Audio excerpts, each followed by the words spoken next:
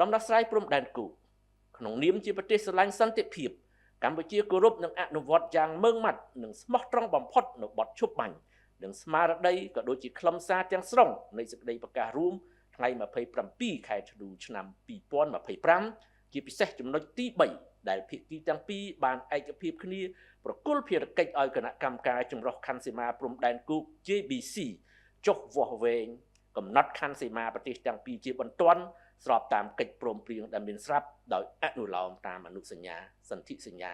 និងច្បាប់អន្តរជាតិកម្ពុជាបានប្រកាន់យកដំណោះស្រាយដោយសន្តិវិធីតាមរយៈការចរចាការទូតពីព្រោះចំនួនប្រដាប់អាវុធមិនអាចដោះស្រាយបញ្ហាព្រំដែនបានឡើយគឺក្នុងន័យនេះហើយដែលកម្ពុជាប្រកាន់ជំហរយ៉ាងម៉ឺងម៉ាត់ក្នុងការការពារខ្សែព្រំដែនអន្តរជាតិកម្ពុជាថៃដែលបន្សល់ទុកដោយគណៈកម្មការឥណ្ឌូចិនសៀមដោយគោរពគោលការណ៍ច្បាប់អន្តរជាតិគោលការណ៍ខ្សែព្រំដែនមិនកែប្រែ Uti Possidetis Juris គោរពអនុសញ្ញាសន្ធិសញ្ញាបារាំងសៀមផែនទីនិងកំណត់ហេតុបោះបង្គោល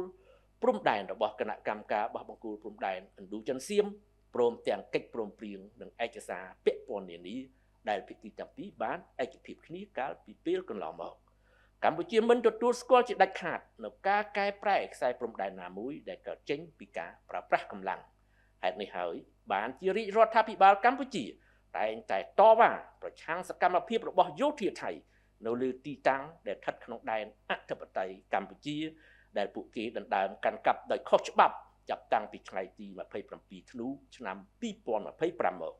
កម្ពុជាគាំទ្រពេញទំហឹងនៅទូនីតិនិងអាណត្តិរបស់ក្រុមអ្នកសង្កេតការណ៍អាស៊ាន AOT និងភាគីពាក់ព័ន្ធផ្សេងទៀតដើម្បីសង្កេតការណ៍ផ្ទៀងផ្ទាត់ការអនុវត្តបទឈប់បាញ់ក៏ដូចជាការអនុវត្តគ្រប់ចំណុចទាំងអស់នៃសេចក្តីប្រកាសរួមព្រមទាំងកិច្ចព្រមព្រៀងផ្សេងទៀតឲ្យមានប្រសិទ្ធភាព